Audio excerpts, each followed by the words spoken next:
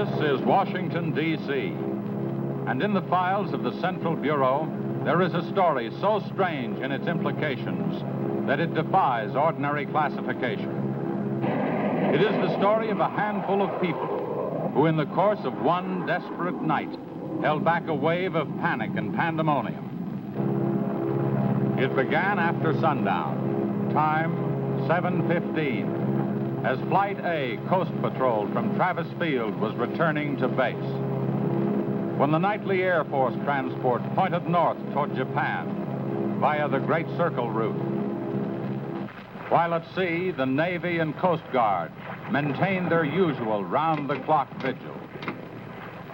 And from the equator to the Arctic, the radar network swept the skies with eyes that never sleep. Time 7:19. An unidentified object was picked up 200 miles southwest of Point Barrow, Alaska. 7:27. Unidentified object confirmed at Fairbanks, Alaska. Heading south-southeast, 170 degrees. Height, 75,000 feet. Estimated speed, 5,000 miles per hour. White warning. 7:39. Unidentified object 200 miles due west of Vancouver, British Columbia. Course 170 degrees. Height 60,000 feet. Estimated speed down to 3,600 miles per hour. Yellow warning. 7:54. First interceptor flight airborne. Point of interception, 80 miles due west of San Francisco, California. 7:55. Unidentified object past point of interception. Red warning. 8:11. Morro Bay, California. Height, 50,000 feet. Estimated speed, 2,000 miles per hour. 8:15. Santa Monica, California. Height, 10,000 feet. Speed, 1,200 miles per hour. 8:18. All traces of unidentified object gone. Red warning lifted. By 8:25 at the Los Angeles branch of the Communications Commission, reports of strong interference with radio and television reception began to pour in from the beach area. The monitors went to work immediately. Mobile units were ordered to converge on the vicinity of the disturbance. Pinpoint direction-finding devices began to trace the trouble to its source.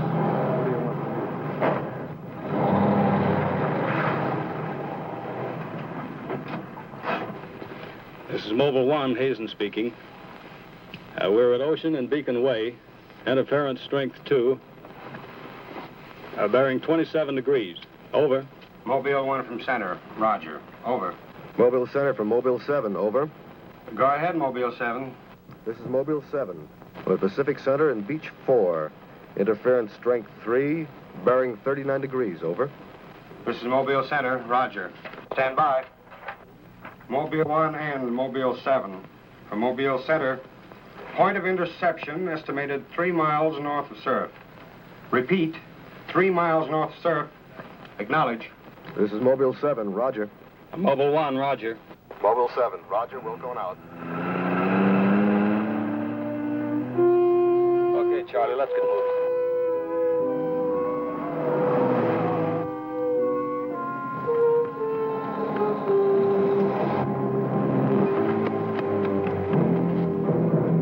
Yes, what is it? Take me to a phone quick. I need an ambulance. What's the matter? My husband and Pete out there in the picnic grounds just above the beach. They've been hurt. Well, this is a communications car. I'll phone it in from here. I'm Mobile 1 to Central, over. Did you make that out, Charlie? Not a word. I'm Mobile 1 to Central. I can't reach you. Repeat. They must be getting us all right. I'm Mobile 1 to Central. Have an ambulance sent to beach at surf. Emergency. 2 men hurt. Acknowledge. Roger and out. I'm sure they'll be here soon now. Tell us what happened. Oh, this man, he just kept coming at us. It was awful. Who? I don't know. He was wearing a suit like a diver. Hurry, please. They're hurt. Charlie, you better wait here. I'll go down and take a look.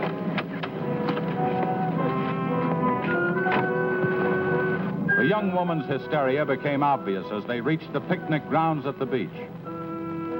There was no sign of the mysterious intruder, and little could be done for her husband and their friend until the ambulance arrived.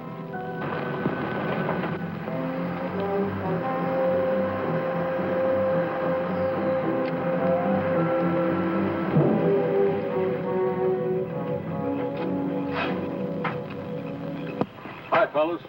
How are you doing? We're just taking another reading now. What happened down there? The police took the girl and one of the guys to the station. What about the other one? Well, he's on the way to the morgue. That was her husband. You're right on the button, Charlie. 44.7. Report back to Central if you find anything else. Charlie, grab that portable and check the beach, will you? Got it right here. I'll pick you up right here in about an hour. Where are you going? Police asked me to drop by the station and sign a report. I'll see you later. If you don't, you know where to look for the body.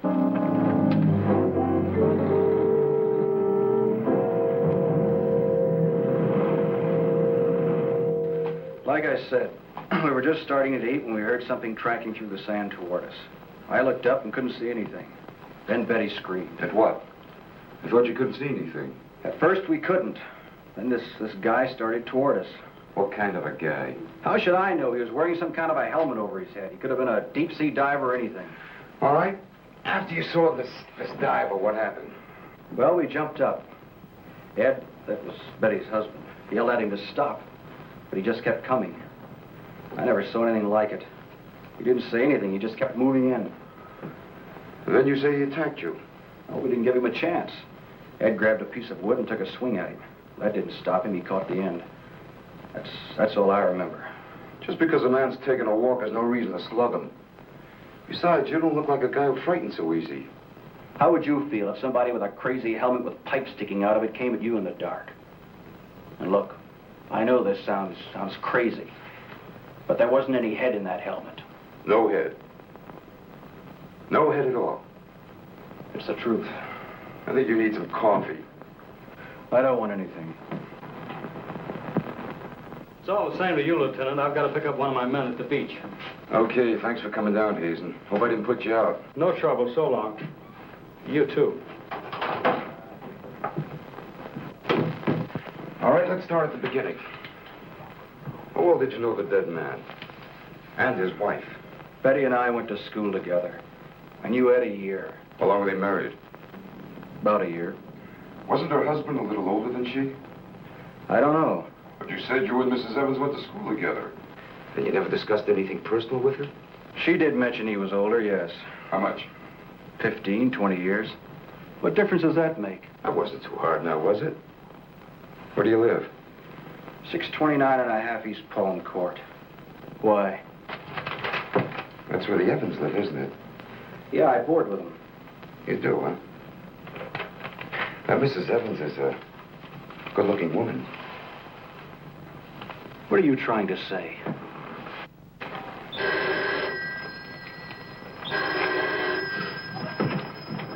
Lieutenant Bowers. Where?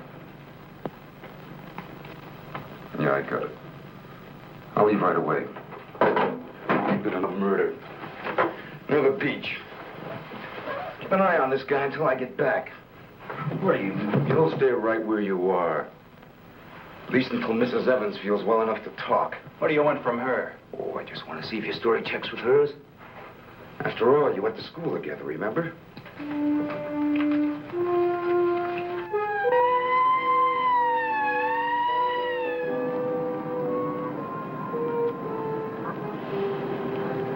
You say there were no witnesses, huh? None yet. Anything missing? I don't think so. The cash register wasn't touched. Get a breakdown of the inventory as soon as you can. What about fingerprints? Boys are working on them now.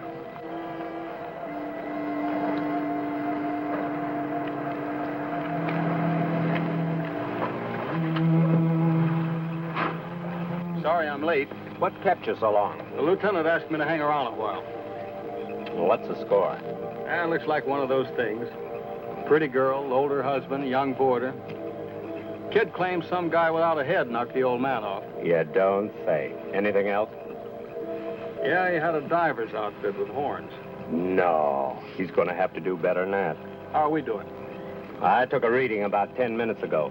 The radiation is going out with the tide. What about the radio phone? It's working fine again.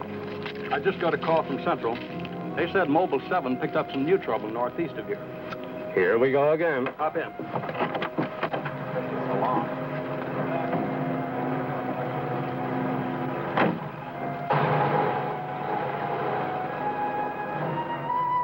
Who reported this murder? There he is there. He lives next door. His name's George Nelson. Hey, Mr. Nelson. Yes, sir. Come here, will you? I'm Lieutenant Bowers, homicide. You found this buddy? That's right. He must have just locked up for the night when this happened. How do you know that? Well, he usually does around this time. What were you doing here? I was sitting home watching the fights on TV, and all of a sudden the thing started acting up. What has that got to do with it? Well, you don't know this set. You know, it wouldn't work at all when I came home to supper. Then all of a sudden it cleared up fine. So I thought, well, I'll get set to look at the fights again, and all of a sudden out it goes again. So I thought maybe the battery station down here was overcharged in the circuit, and so I came down to take a look, that's all. Hey, don't you ever quit work? What's up this time? Another murder? What are you doing here, Hazen? Same as before. Still trying to track down that signal interference. Hey, does that stuff work on TV, too? Well, it has been for hours. What'd I tell you? What's the matter? Seems to set one on the blink. Well, at least we know we're on the right track. How'd you make out with that boarder? You're still sticking to a story. The guy had no head. Well, I'll be seeing you. So long. Right. Come on, Charlie. Hey.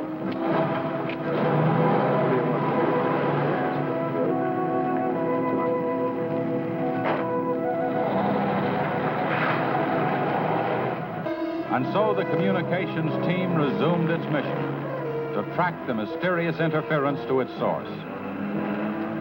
Via accurate readings taken at regular intervals by stationary and mobile units, it was determined that the disturbance was moving in a northeasterly direction. By 10:34, Mobile Center had pinpointed the disturbance at the edge of the Huntington oil fields. Units 1 and 7 were instructed to close in.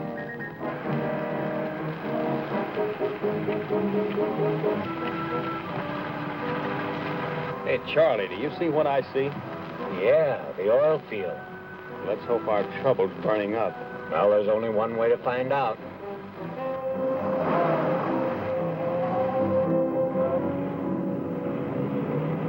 Look, Sarge. 2 murders and an explosion in one precinct is big news.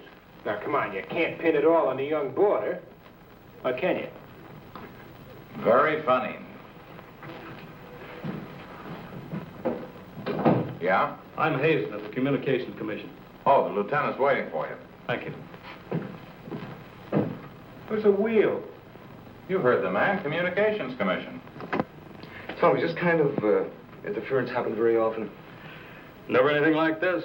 It's on the move all the time. I mean, some ham with a transmitter in the car. It's not a transmitter. We don't get a definite disturbance, just interference. And you have no idea of what it is, huh? Not yet. How are you making out? Not so good. You were here when I questioned that boy about the murder at the beach. Did you get anything more out of it? Yeah. Come on with me. You might want to see this.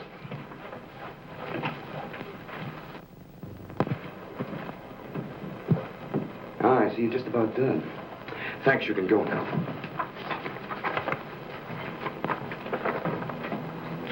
Are you sure this is what the man looks like? What do you say, Betty? Well, just about, only I think the tubes were a little lower down. And you still insist there was no head inside the helmet? I'm positive there wasn't. What about you?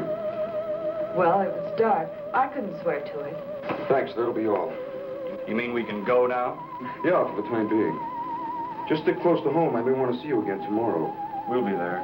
Come on, Betty. Kind of changed your mind about those two, haven't you? Yeah, I guess I have. Hey, look, bring in the old man, will you? Don't tell me you believe this story about this whatever it is. I know it sounds as phony as it ever did. But, oh, sit down, will you please? You're the watchman at the Huntington oil fields? Oh, yes, sir. I've been with the company for over 22 years, sir. Yeah. Will you tell Mr. Hazen here exactly what happened? Well, sir, like I said before, I was just closing the gate for the night when I saw this fella coming up. I was never so scared in my life. Yes, go on. Well, it wasn't the man so much as the suit he was wearing. Well, he wouldn't stop when I hollered at him. He just pushed his way right in there through the gate and walked right up to the tank. Now, you carry a gun. Did you try to stop him? Oh, well, he was much too close to the tank. I was afraid to shoot. So I thought I might call for help. And just as I got to the shack, the tank blew up. Oh, you should see the sight. Yeah, sir, can you give us a description of this man? How would you say he was dressed? Well, sir, like I said before, he wore a sort of flyer's knot outfit with a helmet attached to it. How tall was he? Oh, he was a giant of a man. And he had tubes sticking out of that thing, that helmet he wore. Can you tell us what his face looked like? Well, sir, though he got pretty close to me, I could swear the man had no face. Now, if you saw this man again, would you recognize him? I mean by his outfit. Oh, I'll never forget that sight if I live to be 100, sir. Would you say this is the man? Wait, sure, that's him. Thank you very much. You may go now. All right, sir. Thank you. Well, Hazen, what do you say now? Beats me. The descriptions check all right. This could be some kind of flying suit. High altitude equipment. Yeah, that's what I've been thinking. Well, how do you explain that stuff about the missing head? No, we can discount that. These people were frightened. It was night. Nobody really took a close look at it. I guess you're right. But whoever he is, that outfit doesn't look like one of ours. Of course, he could have been dropped by parachute. You mean sabotage? We're checking. I think we better wire a report to Washington, see what they say. Oh, you can use our teletype. I'll tip off the LA police to be on the lookout for something unusual. Hey, wait a minute. What about the press? Oh, I don't think they know too much now. We better keep it that way for a while at least, till we find out whether our friend is still around here. Well, if he is, I think we can find him for you. My hunch is that he's carrying something around that's causing all this disturbance, whether he knows it or not.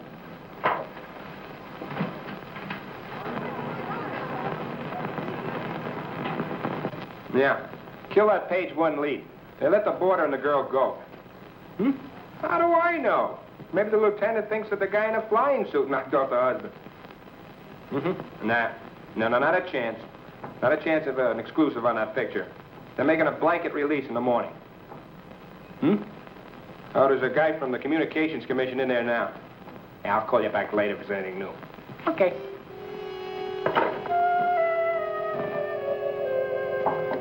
Come in. Sorry to interrupt you, Lieutenant. Yeah, what is it, Jim? There's a teletype cam for you. Oh, thanks, Jim. We're waiting for it. That was fast. Well, here's our answer. Looks like they never sleep in Washington. Says to contact a Major Andrews, care of Dr. Wyatt, director of the Griffith Institute. Hey, it's kind of late. Maybe I'll give him a call. While you're at it, I'll go out the car and check in with Central. Okay.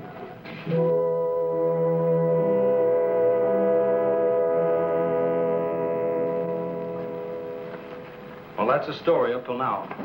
We got in touch with Washington. They told us to contact you here.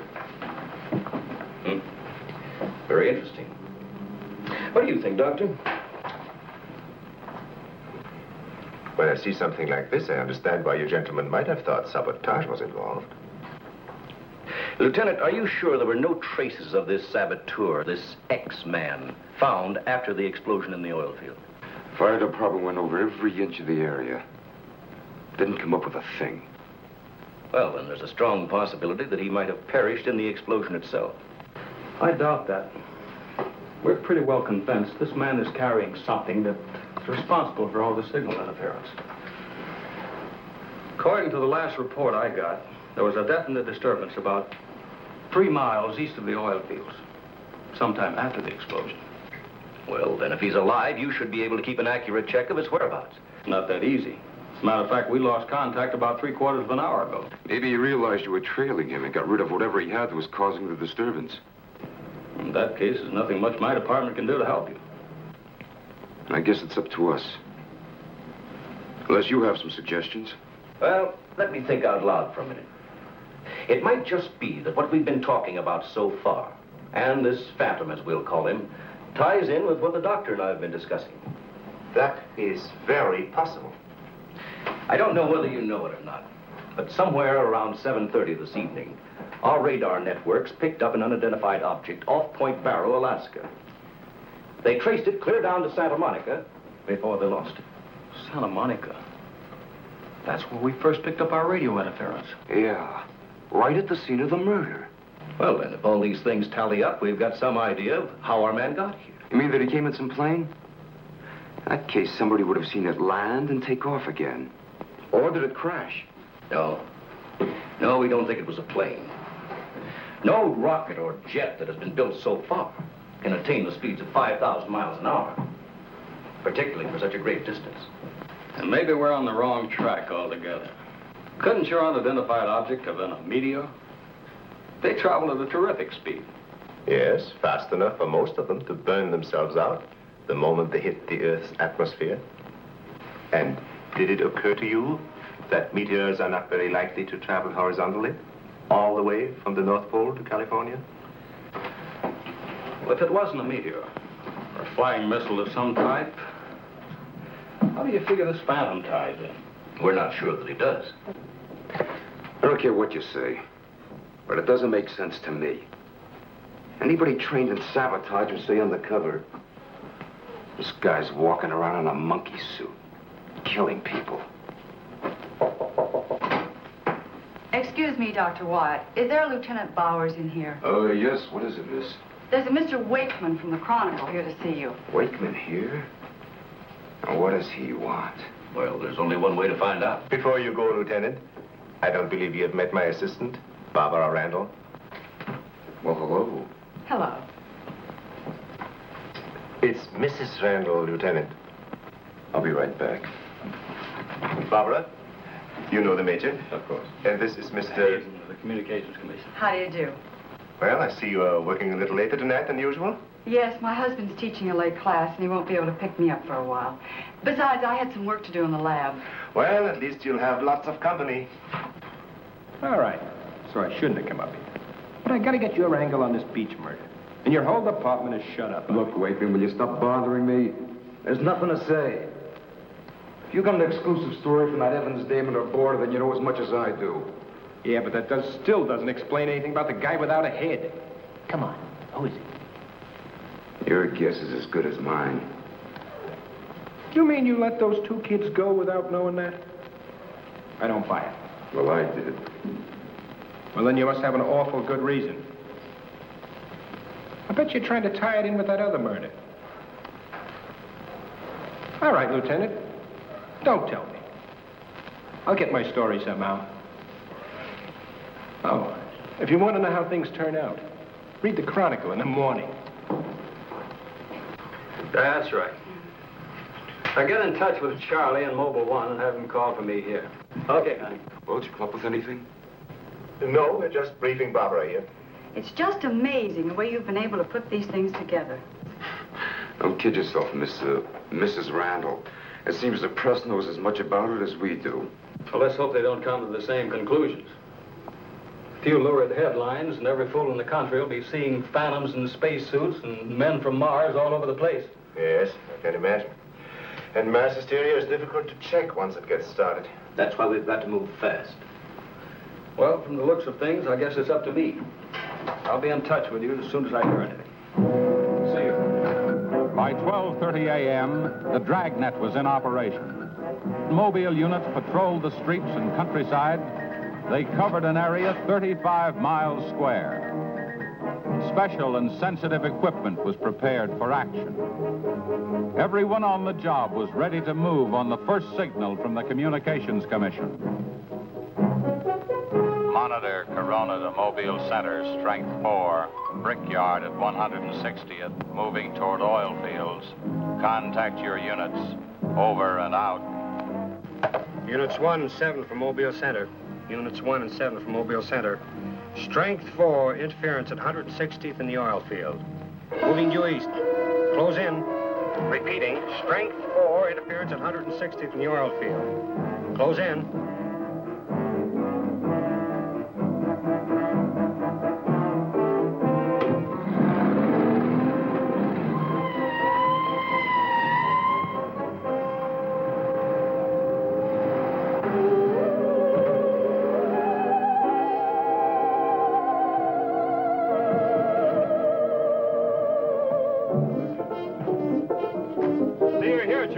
just got here, trying to set this up. What gives, Hazen? It's in this area, all right. I brought the Geiger counter. Thank you, Doctor. Why don't walk over those oil fields? Well, it doesn't register as far as the oil field. I think we'll do better if we split up, man. Right, Lieutenant. You two go that way. Lieutenant, out here. Vince. Joe, you follow him. Come on, Doctor. And you? Oh, forget it.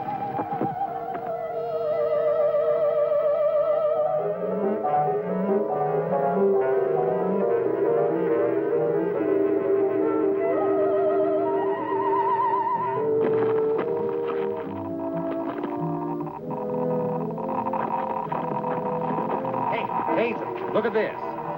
Yeah, points this way. Hey, Joe. Joe.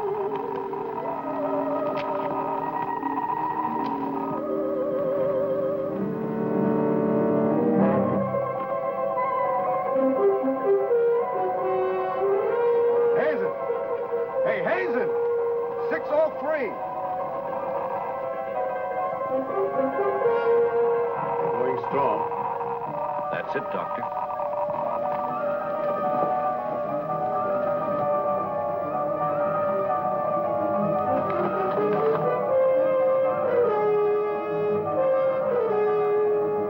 It's leading this way.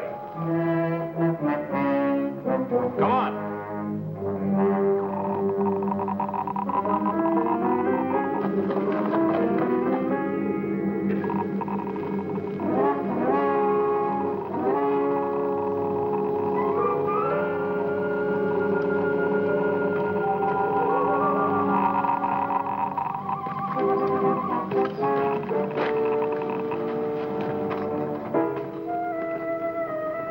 It's this way. Come on.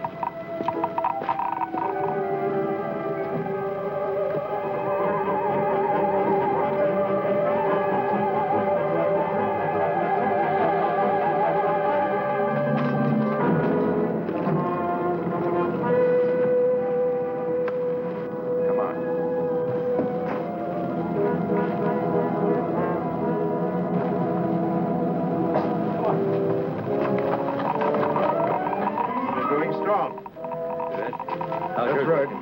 Checks with me. Sure does. He's here. We saw him. There he goes. Come on.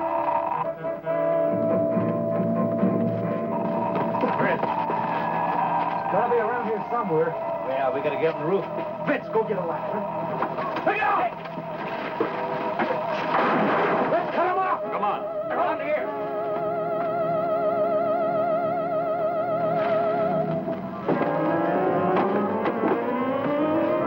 Anybody see him? There he is!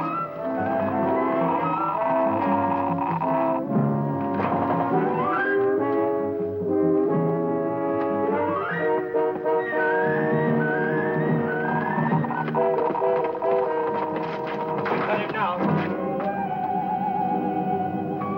We'll give you 10 seconds to come out of there, starting now. 1, 2, 3, 4, 5, 6, 7, 8, 9, 10. We're going in. A couple of you guys cover the door. Come on.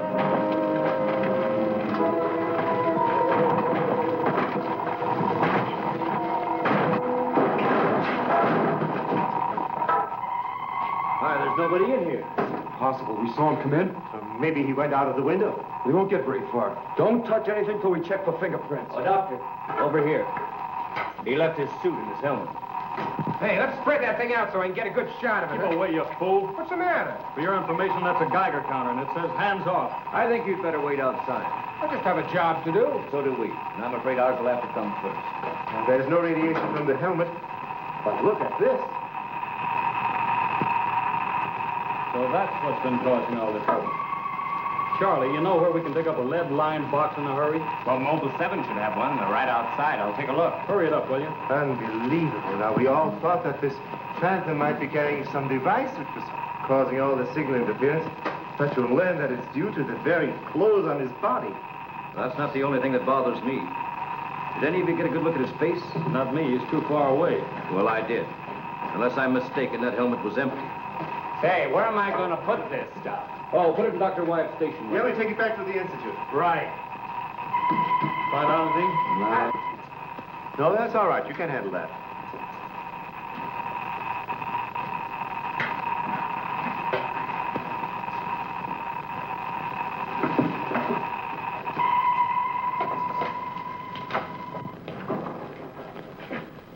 Any luck?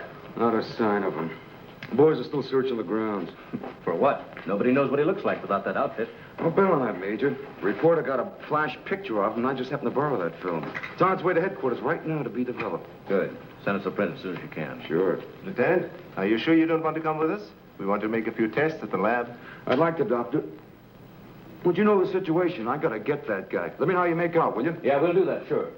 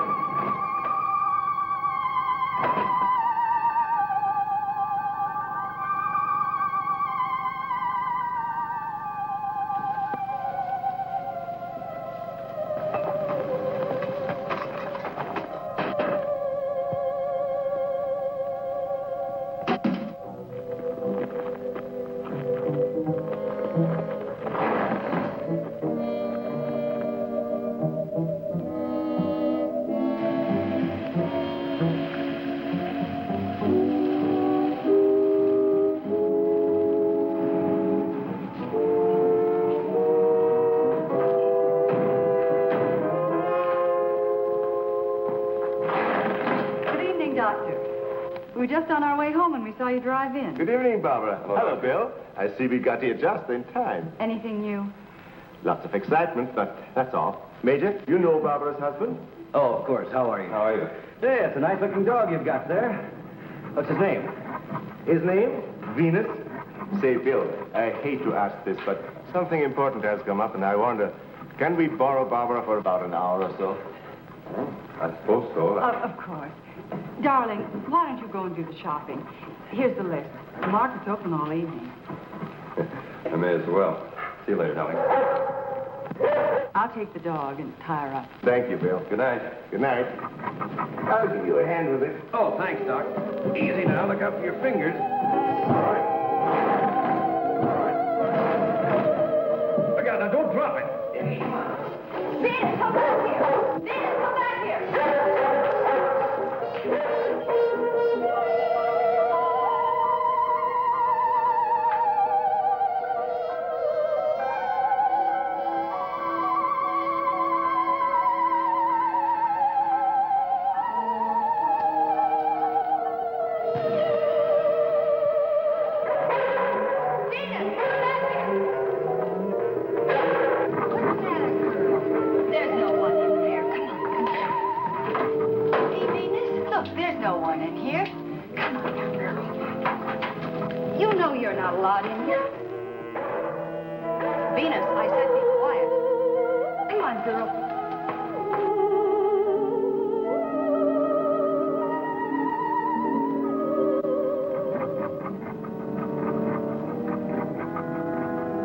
Now, you stay right here, Venus, and I don't want to hear one sound of it.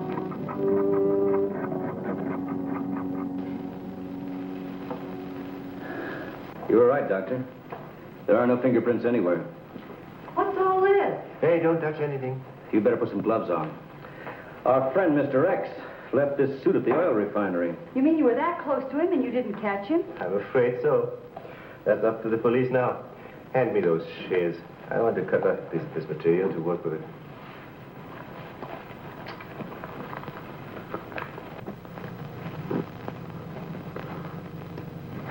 Say, you better have those sharpened. But I just bought them. Well, Here, try this knife.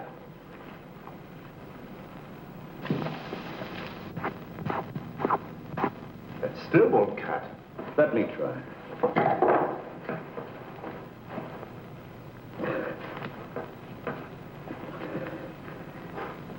This stuff is tougher than nylon. Why don't I try it over a Bunsen burner?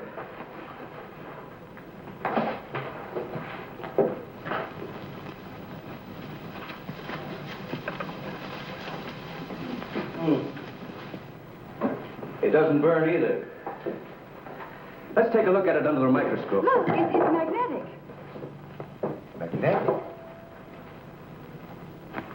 Here, I'll... Radioactive. And apparently indestructible. Thank you.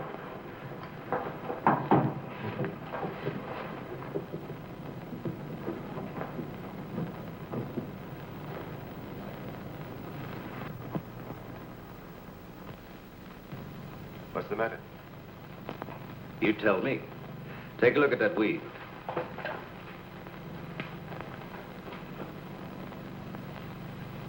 What weed? There is none. This material is one solid mass. May I see it?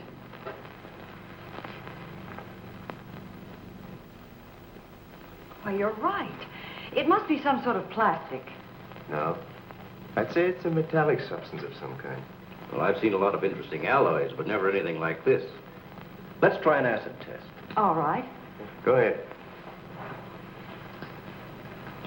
Careful now. We'll only take a drop or two. It repels acids like a raincoat repels water. Why, there's no reaction. Well, Major, this looks as though we were going to be here for a long time.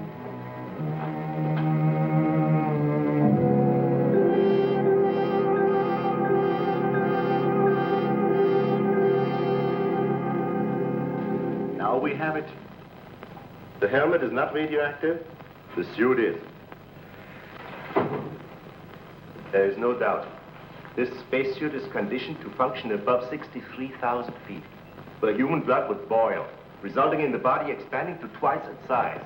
And death, of course. I know.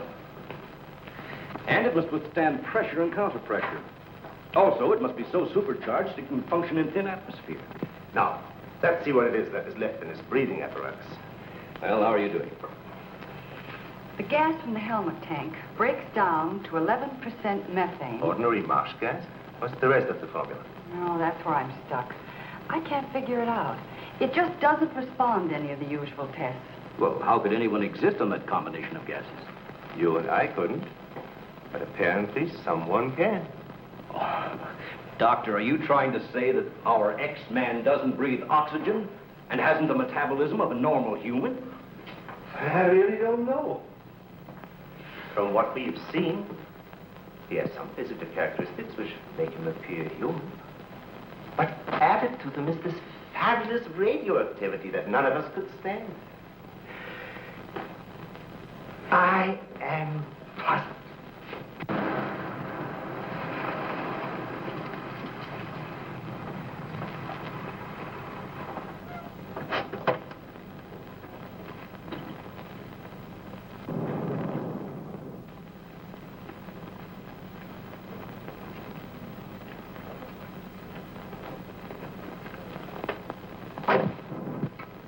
I think the answer lies right here in this helmet. Obviously, he needs it to survive. Otherwise, he wouldn't have risked wearing it where he was sure to be recognized. As it is, he only took it off when he was cornered. Well, if what you say is true, how can he exist without it now? Let me put it this way. It's like a patient in an iron lung. Sometimes one can be removed for hours at a time without any ill effects. Exactly. And I think the same principle applies here. And that means sooner or later, he has to get his breathing apparatus back or die. I don't understand. Well, I've got an idea. If we were to return this whole outfit to where he left it, he might be tempted to come back for it. Dr. Wyatt speaking? Yes, he's here. No, thank you. Hello, Major. Still at it, huh? Mm-hmm. No, we haven't got a thing, no. The picture? Yeah, hold on. He says the picture the reporter took of our man didn't come out. I was afraid of something like that.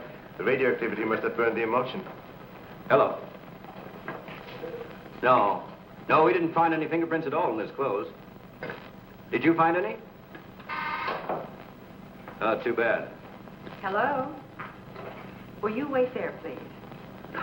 We don't know what to make of this either. Have you heard from the communication boys yet? Well, let's hope they turn up with something. Major, excuse me. Hold on a second. Yes? It's Mr. Wakeman of the Chronicle. He insists upon seeing you. He does? Where is he? I told him to wait in the lobby. Good. Hello? And it's our friend from the press is here.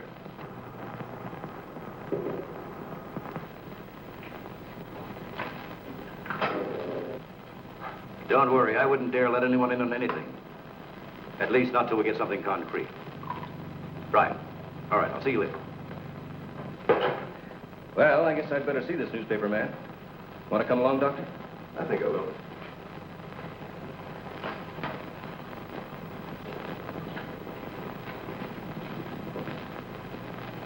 Oh, hello. Remember me? Certainly, yes. A nice lot of gadgets you got here. We think so. What's on your mind? Well, I was wondering if you might let me take a couple of pictures of that suit you brought up here. I'm sorry, we can't do that. Oh. Well, now, look, I got a wonderful picture of the guy running in the shack, and the lieutenant stuck his nose in my business, and what do I get? A blank.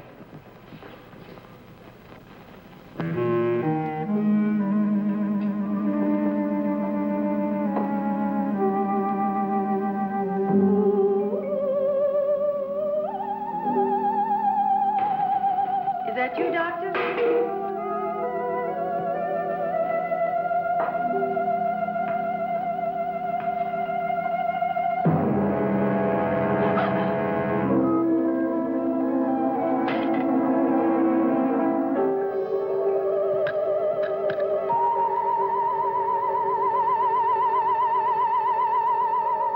Well, you must have some lead on this guy, otherwise you wouldn't have brought that suit up here. Well, let's just say we were curious.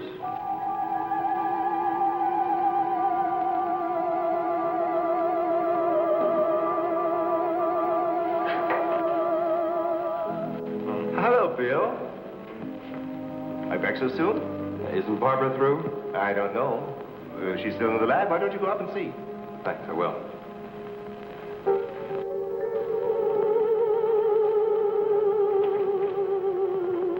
Barbara? Barbara, are you in there? Bill, listen to me. I'm not alone. Someone is in here with me. I can't see him. He locked the door and has the key. I'll break the door down. No, Bill, don't, please. You better get help. You mean I've come all the way up here for nothing? I'm afraid so. Good night. Yes. Good night, Mr. Wakeman. Good night.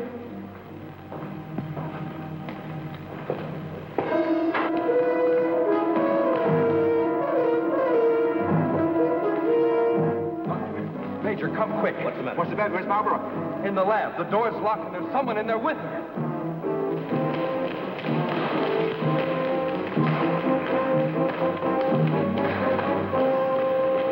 I thought you said the door was locked. It was. She's gone. Oh, cover the main entrance. That's the only way anybody could leave. I will. Well, in that case, we would have seen her on our way up. Well, then she must still be in the building. We'd better split up. I'll take the roof.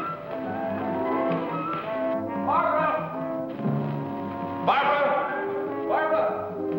Barbara!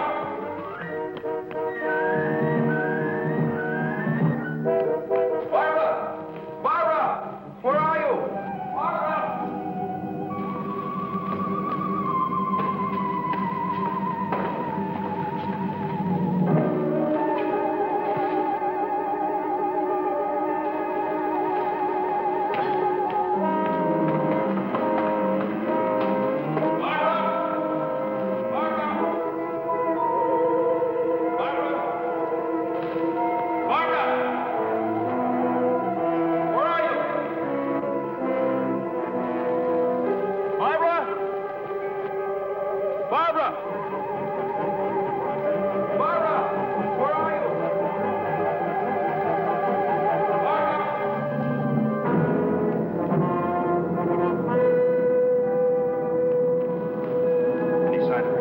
Not yet.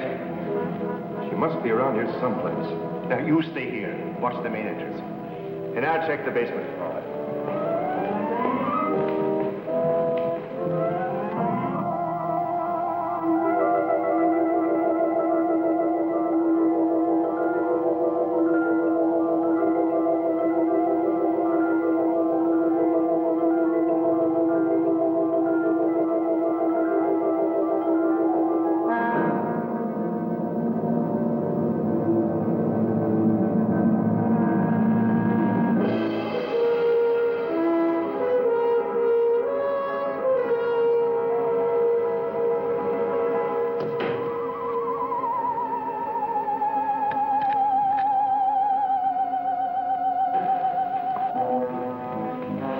not up there. Where's the doctor? He went down to the basement. Here he comes. You didn't find her? No. I'd better call the police. But there's no telling what could happen to her in the meantime. No, take it easy. We're doing the best we can. But she said she was locked in, and she couldn't see who did it. Can you explain that? No, not yet.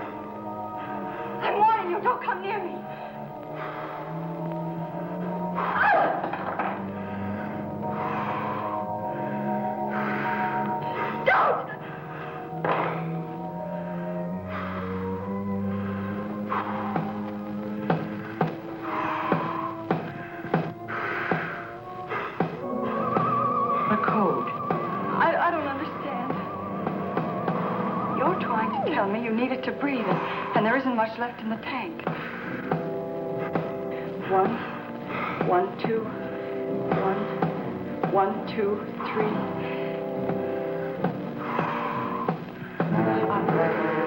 I'll write it down.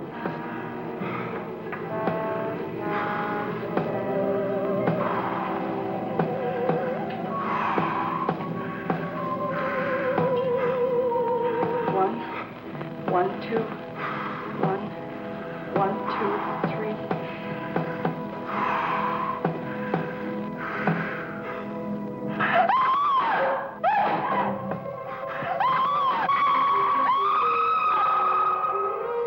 In the lab.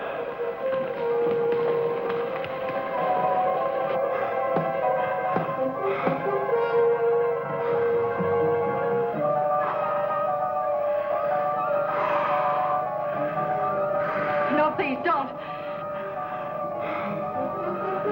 She's in there. Barbara!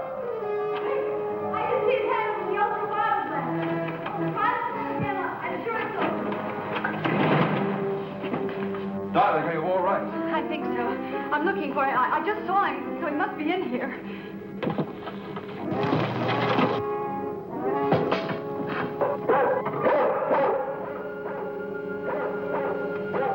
Steady feet to the ground. You would be killed. I'd better go.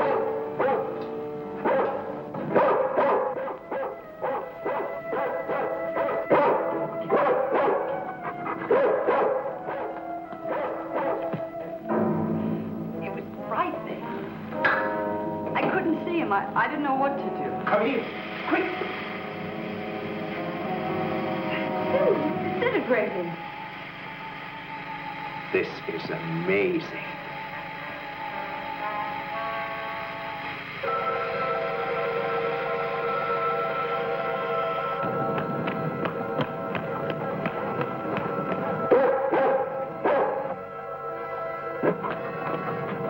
Now, quiet down, Venus. Quiet down.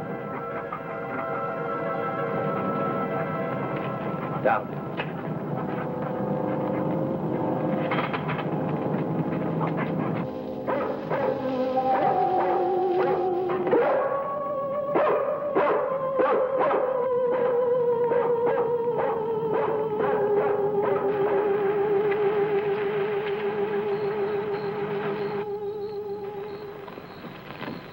Mobile Center from Mobile 1. Come in, please. This is Mobile Center. Go ahead. Get hold of Major Andrews or Dr. Wyatt at the Institute. I want to talk to either one of them. I will do. Stand by, Mobile 1. Dr. Wyatt speaking. Oh, yes, Mr. Hazen. Yes, we're still at it. Lots and lots of excitement, but nothing definite yet. Have you anything to say? The trouble seems to be just about gone. We get a flash in the direction of the observatory once in a while, but I figure that's because of the outfit you're testing. Yes. Lieutenant Bowers ought to be here any minute. Of course. How long will it take you to get up here? Good. See you then.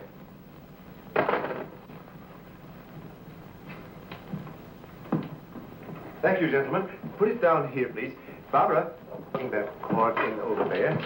Now you're going to see. I have to resort to ultraviolet light in order to show you what little there is left of the spacesuit. As you can see, it has reduced itself to this liquid, and it is in an evaporating stage. The helmet is in the lab and still intact.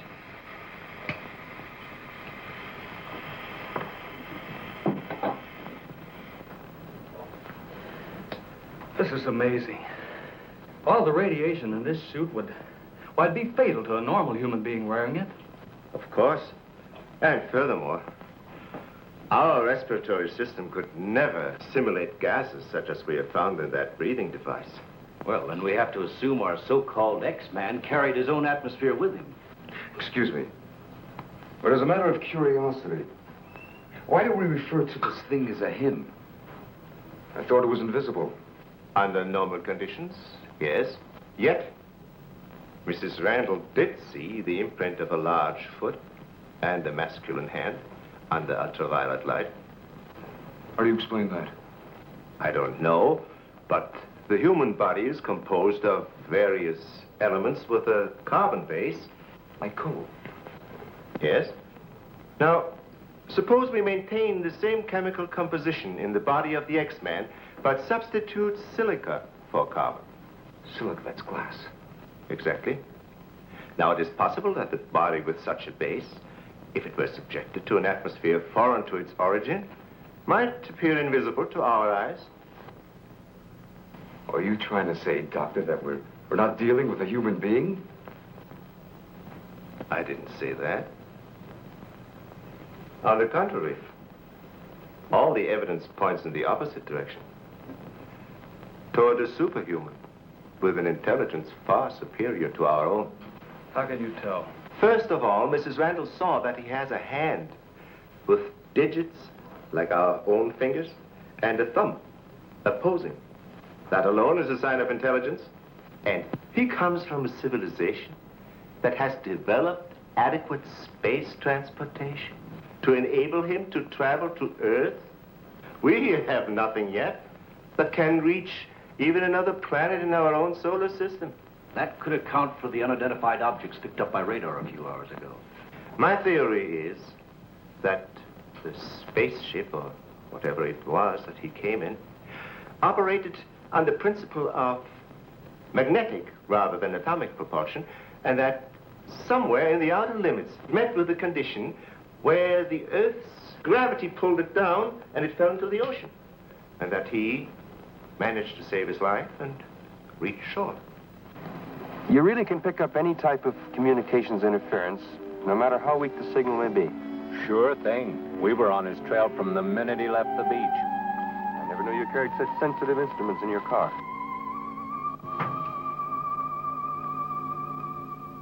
What you told us is very interesting, Doctor. But I've got to make an official report to headquarters. Are you willing to be quoted that the criminal we're after is a creature from another world? All I can say is, we know that our Earth is not the only planet capable of sustaining life in one form or another. You can quote that. All I've got to go by is some footprints in a hand. That isn't much. No fingerprints, no description, no nothing.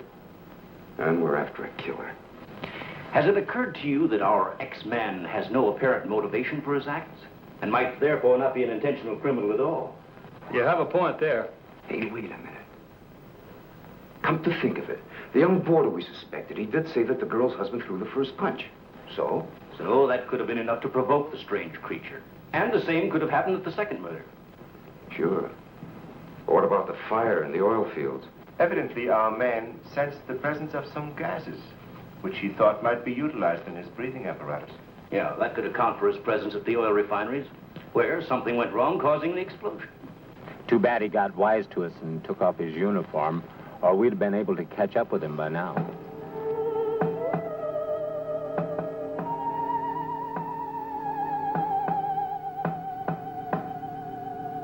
No, he didn't utter a word. But I'm convinced he was trying to convey a message to me. He kept tapping out a code. I wrote it down. Let me see that, please. Doesn't make sense. Well, it may be based on some mathematical system we know nothing about. But he was trying to tell us something. Why did he run away?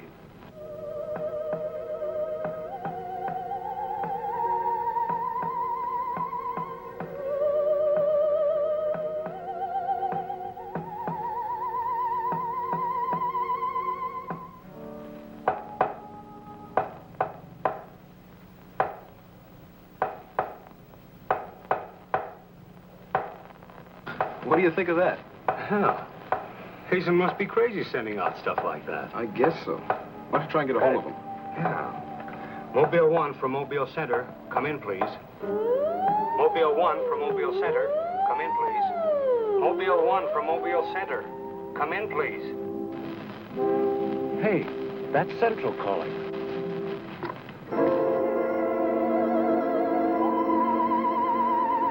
You better stay here by the car. I'll go tell Hazen.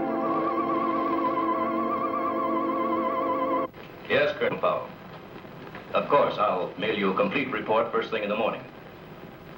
Yes, sir, thank you. Oh, and I'm awfully sorry to disturb you so late at night. Right, good night, sir. He's around here, this invisible guy. He was in the car. How do you know? I was talking to Randall outside when I heard Central calling. Before I could get over to answer, I saw the door open and shut by itself. He's desperate. For all we know, he could be trying to send a distress signal to his home base, wherever that is. Well, let's hope he doesn't get through. We've got enough problems with just one of those guys. Well, at least we know he's surrounded the vicinity, and it's obvious what keeps him around. Of course. He's got to come back for what little gas there is left in his helmet. And when he does... Oh, please, the most important thing is to take him alive. If we can only make each other understand, there's no telling how much science can profit. I'll go along with that, Doctor. But I've got to make sure that once he's cornered, I'll be able to hang on to him. I think we're all agreed on that. All right, good. Then we must see it from his angle. He's in an alien world. No doubt we are as frightening to him as he is to us. Now, the most important thing, then, is to keep calm at all costs and do nothing to provoke him. Immediately, a simple plan to trap the Phantom went into operation. All obstacles to his entry were removed. To erase any possible suspicion, the doors were left unguarded, and inconspicuous electric eye equipment was set up. All this was connected to a makeshift control board, which would immediately signal the exact location of the trespasser. Now, there was nothing to do but wait. The one road leading to the Institute was blocked off to make certain no outsider would upset the plans or interfere in any way. What's the big idea? Sorry, nobody's allowed through here. Who says so? Lieutenant Bauer's orders. Oh, is he up there? He might be. Well, you get word to him that Joe Wakeman of the Chronicle is here. Sorry, bud, I can't leave. Oh, what about them over there? Hey, you over there. Me? Yeah. Aren't you the guy from the communications outfit? Didn't I see you down at the oil fields a couple hours ago? What of it? You got anything to do with this? Well, you'll have to ask Lieutenant Bowers about that. How can I if he won't see me? That's a good question.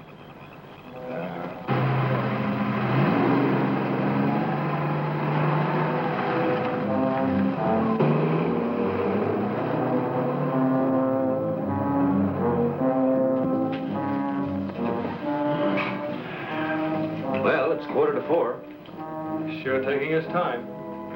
Time is cheap. Yeah, well, how long can you sit on the edge of your chair like this? All year if we have to. I only hope this mechanism works. It will, unless he flies in between the wires. I wouldn't take any bets that he can't. Well, if everything else fails, we still have Venus here to help us. You know, I'm certain she sensed his presence before. That's why she carried on so.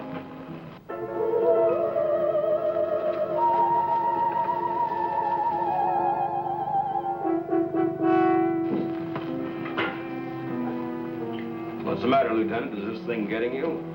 Oh, no. I'm just thinking about public reaction to all this. I'd give something to the press by morning.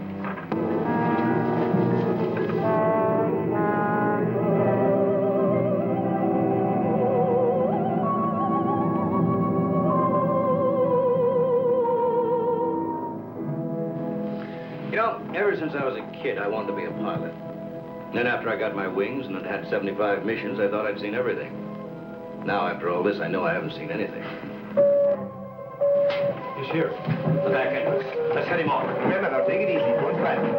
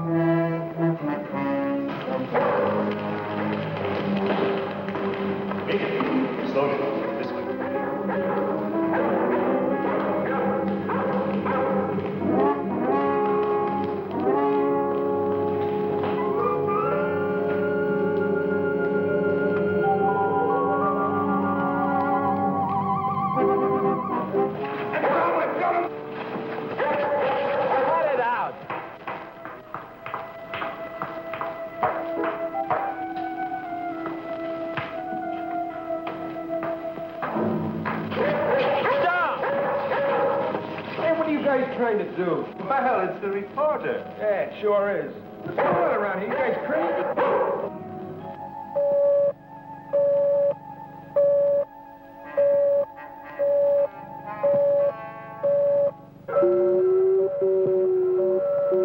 How'd you get in here? Oh, that don't make any difference. Come on, what's up? What's going on?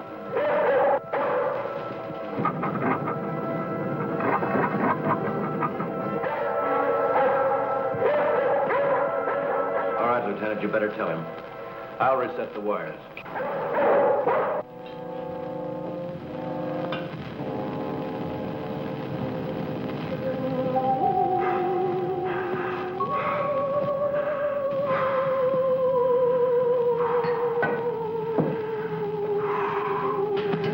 Don't be afraid. We want you to live. Don't you understand? Can't you speak? Can't you say something? Anything in any language?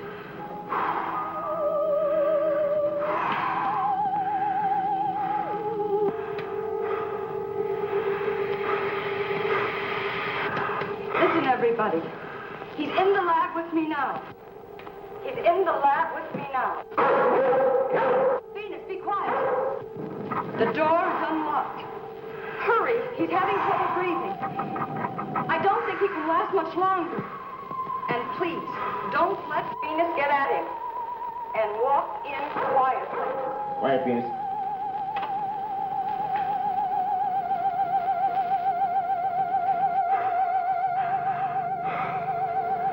It's unbelievable.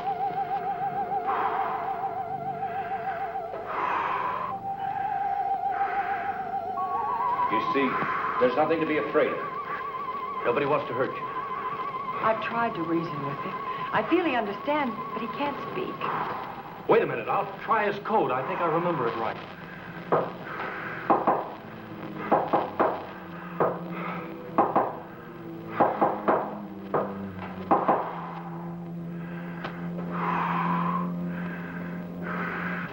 Better plug in the ultraviolet light.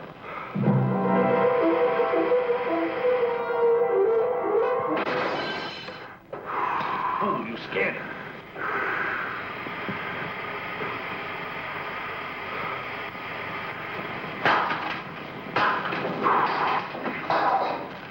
Look, there goes Venus.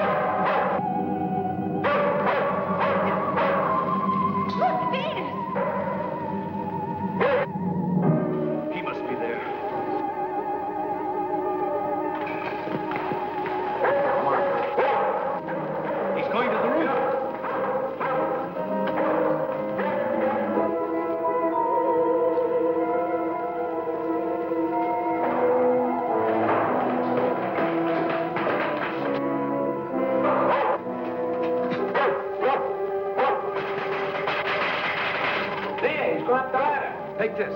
I'm going after you.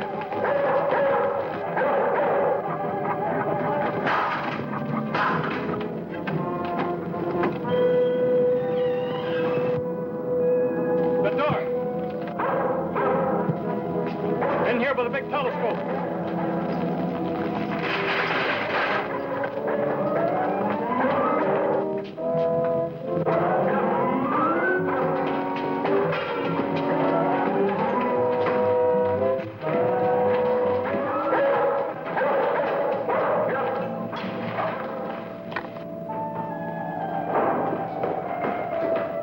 Close the dome.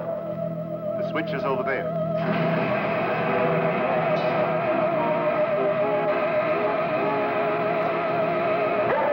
Smoke senses something. Quiet, Venus. Well, if he's in here, he'll never get out now. Door was closed. This is what I've been waiting for. Please, Lieutenant. This is our last chance. We have to take him alive. Plug in the lamps. There's an outlet here.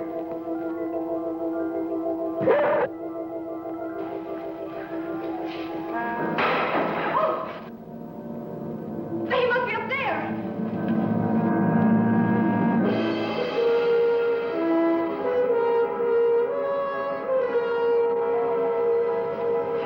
The whole bodies are gone. If I hadn't seen this with my own eyes. What do we do now? Stand back.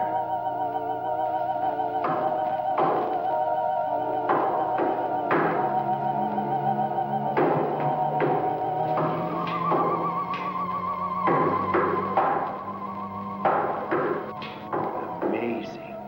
This code again. Look. He's trying to speak, but no sound is coming out of his mouth. Look at Venus. She acts as though she hears him. Yes. Dog can hear sounds that we can. His voice must be beyond the range of the human ear. Maybe he's screaming. He's suffocating. The glow, it's almost gone.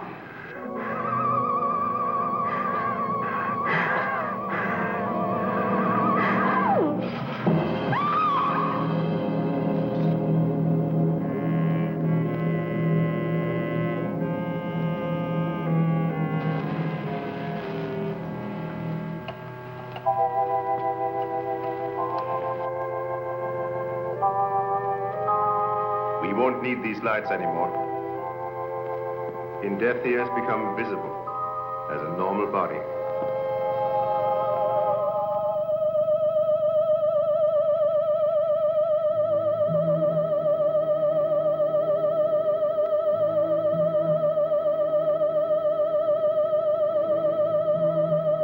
Look.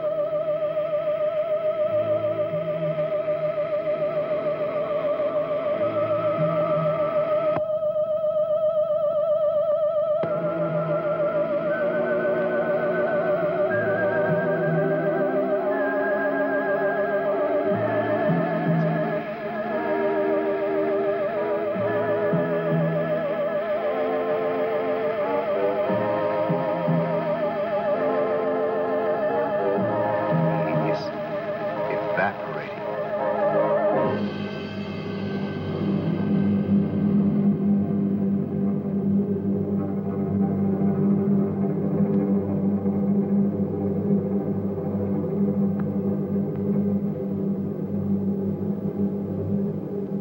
So he came here, wherever from, and right before our eyes, his body went through the final phases of life.